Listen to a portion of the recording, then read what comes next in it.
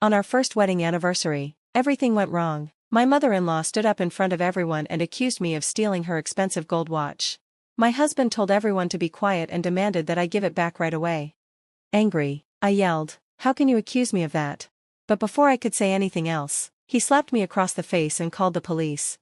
I was taken away in handcuffs while they laughed at how embarrassed I was. But they didn't expect what would happen next.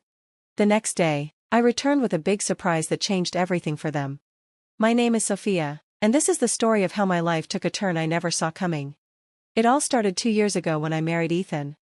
I was 28, full of hope, and in love. Ethan, a 30-year-old banker, seemed perfect, kind, supportive, and motivated. I had inherited a beautiful house from my parents, and the idea of starting our life together there felt like a dream come true.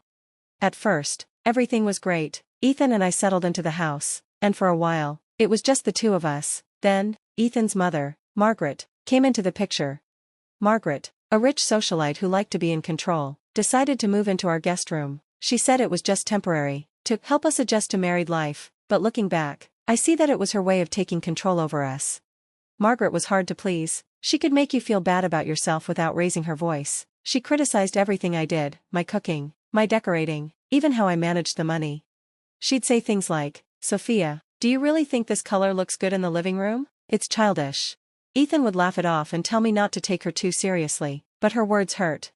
I tried to keep the peace, hoping things would get better, but Margaret only became more controlling. She questioned every decision I made, and Ethan, to my disappointment, rarely supported me. "She's just trying to help," he'd say, ignoring my worries. I started to feel like a stranger in my own home. The first year of our marriage felt like a constant struggle. Every day felt like walking on eggshells around Margaret, who seemed to enjoy finding new ways to control everything. Ethan was so easily influenced by his mother that I often wondered if he even noticed how unhappy I was. But I loved him, so I stayed, hoping things would get better. Then came our first wedding anniversary, a day I had hoped would be a celebration of our love and strength. Ethan and I decided to throw a big party at our house, and of course, Margaret was deeply involved in planning. "Let me handle it," she said, smiling in a way that didn't feel sincere. Wanting everything to go perfectly, I gave in and let her take control. The party was beautiful. Margaret spent a lot of money, and the house was full of guests laughing, dancing, and celebrating our first year of marriage. For a moment, I almost felt happy. But things quickly took a turn. It started small. Margaret's cold smile grew more obvious as the night went on. She talked to guests, but I overheard her saying things just loud enough for me to hear. "Sophia's lucky to have Ethan," she'd say, her voice full of judgment.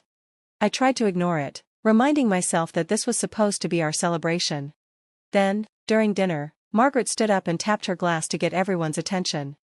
"I have something important to say," she announced, and the room fell silent. I looked at Ethan, and he seemed just as confused as I was. Margaret held up her wrist, where there was no watch, just a pale spot where one used to be. "My luxury watch, an heirloom, is missing," she said, glaring at me. I felt a sinking feeling in my chest. "It was here this morning, and now it's gone." The guests exchanged uneasy glances, and I could feel their eyes on me. "Sophia," Margaret said, her voice sharp, "you were the last one near my room. Do you know anything about this?" I was stunned. "No," I stammered. "I don't know anything about it. I would never." "Don't lie," she snapped, her fake politeness gone. "You've always been jealous of our family's wealth. It's shameful." The room buzzed with whispers, and I felt trapped. I turned to Ethan, hoping he would defend me. "Ethan, you know I didn't do this." But instead of standing up for me, he stood up, looking angry and embarrassed. "Sophia," he said, his voice cold, "if you took it, give it back now. Don't make this worse." "I didn't take anything," I cried, tears falling down my face. "How can you believe this?" Then Ethan did something I couldn't believe. He slapped me across the face, hard, in front of everyone. Gasps filled the room as I stumbled back, holding my cheek. "Enough lies," he yelled. "I'm calling the police." Before I could even understand what was happening, the police arrived. Ethan told them I stole the watch, and despite my protests, they handcuffed me and dragged me out of the house. The last thing I saw before the doors slammed shut was Margaret smiling victoriously and Ethan looking at me with cold eyes. Sitting in the police car, tears blurring my vision, one thought consumed me: this wasn't the life I had imagined. I had been betrayed by the man I loved and humiliated in front of everyone. But deep inside, something shifted. They had taken everything from me: my dignity, my home, my trust. But I wasn't going to let them win. This was only the beginning. The night I was taken away by the police felt like a nightmare that wouldn't end. Being handcuffed in front of family, friends, and strangers left me humiliated, and Margaret's smirk along with Ethan's coldness stayed with me. Sitting alone in the cold interrogation room, I realized just how alone I truly was. The officers questioned me for hours, asking if I had stolen the watch, if I had any problems with my mother-in-law, and where I had been that day. I kept insisting I was innocent, but their skeptical looks told me they didn't believe me. They even searched my things, hoping the watch would magically appear. Of course, they found nothing. The humiliation only grew. Eventually, they let me go due to lack of evidence, but the damage had been done. I left the station in the early morning, feeling lost and broken.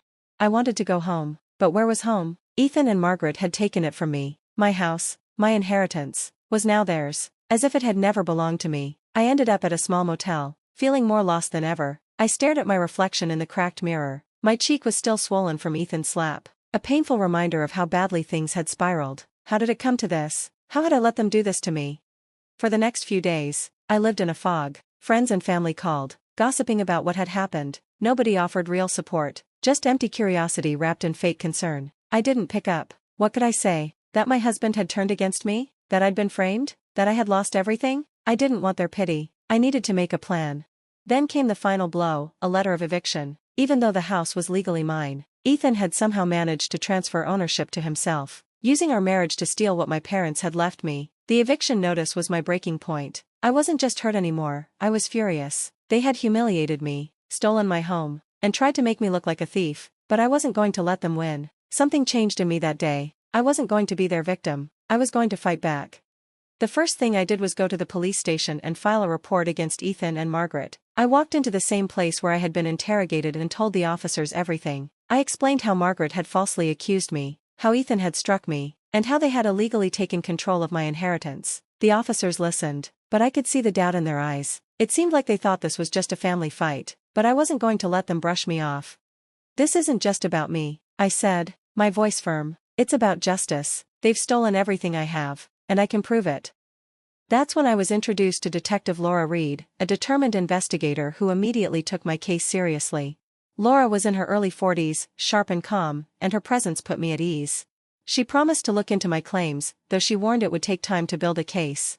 "They think they're clever," she said, "but clever people always leave a trail." Over the next few weeks, Laura and her team worked tirelessly. They went through financial records, legal papers, and witness statements. I gave them everything I had: emails, bank statements, even texts from Ethan that hinted at his plans to take over the house. It was slow and difficult work, but for the first time in weeks, I felt like I had a purpose. During this time, I also started to regain some confidence.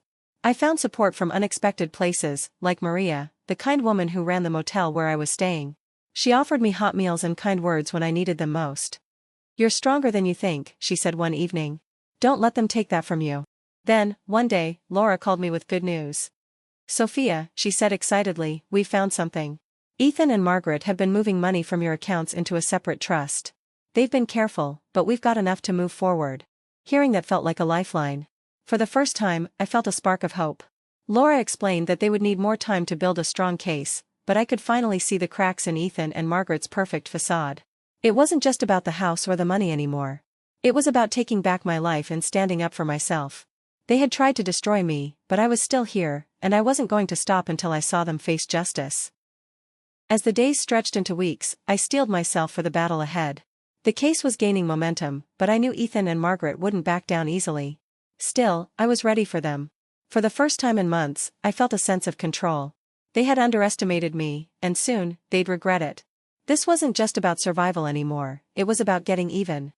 The following weeks were some of the toughest of my life, but they also brought a newfound sense of purpose. Detective Laura Reed and her team worked relentlessly to uncover the truth. Every new piece of evidence felt like a small victory, a step closer to taking back what was mine. Laura kept me in the loop, and each time we met, she delivered more news that strengthened the case. One afternoon, she sat across from me in her cramped office, sliding a thick folder onto the desk. "Sophia, this is big," she said, her voice low but confident. "We've traced large sums of money being moved from your personal accounts to an offshore account connected to Ethan." I opened the folder, my heart racing as I looked at the evidence. It was undeniable: Ethan had been systematically draining my inheritance, funneling the money into an account that wasn't even in my name. A mixture of anger and relief washed over me. It hurt to see the depths of his betrayal, but this was proof that I wasn't crazy, that I wasn't imagining it all. Laura sat back in her chair, her eyes sharp as ever. We're also looking into Margaret's involvement. From what we've uncovered, she's been pulling the strings the entire time.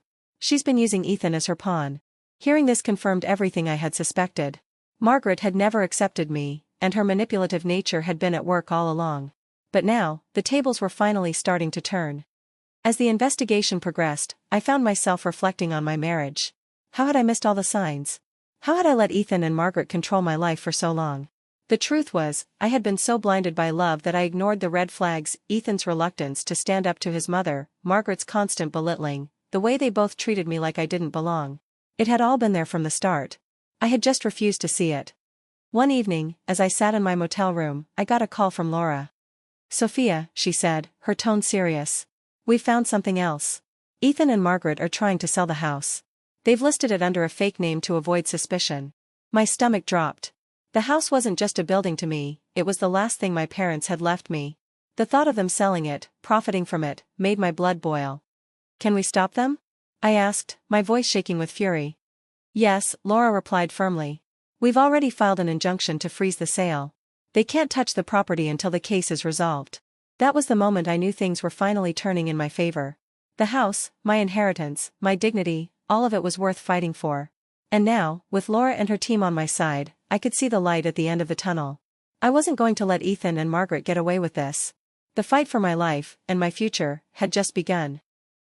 I knew then how crucial it was to keep pushing forward. This was no longer just about me, it was about protecting my parents' legacy and making sure Ethan and Margaret paid for everything they'd done.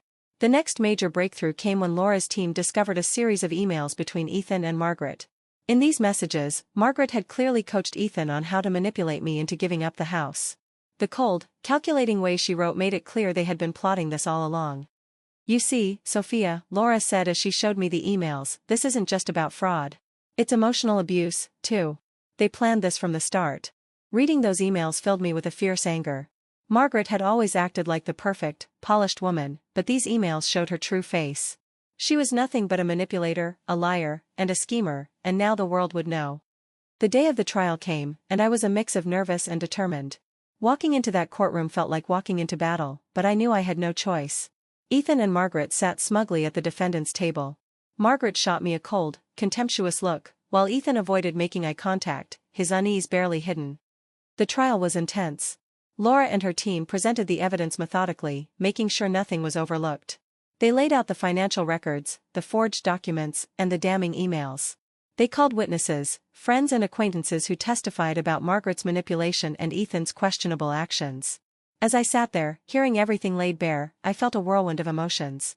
There were moments I wanted to cry, moments I wanted to scream, but most of all, I felt pride. This was my fight, and I was finally taking control. One of the most powerful moments came when Laura cross-examined Margaret. "Mrs. Connor," Laura asked, her voice calm but firm, "can you explain why you accused Sophia of stealing your watch when no evidence of theft was ever found?" Margaret faltered, her confident mask slipping for the first time. I believed she had taken it," she stammered. "Believed?" Laura pressed. "Or was it just a way to humiliate her and justify taking over her assets?"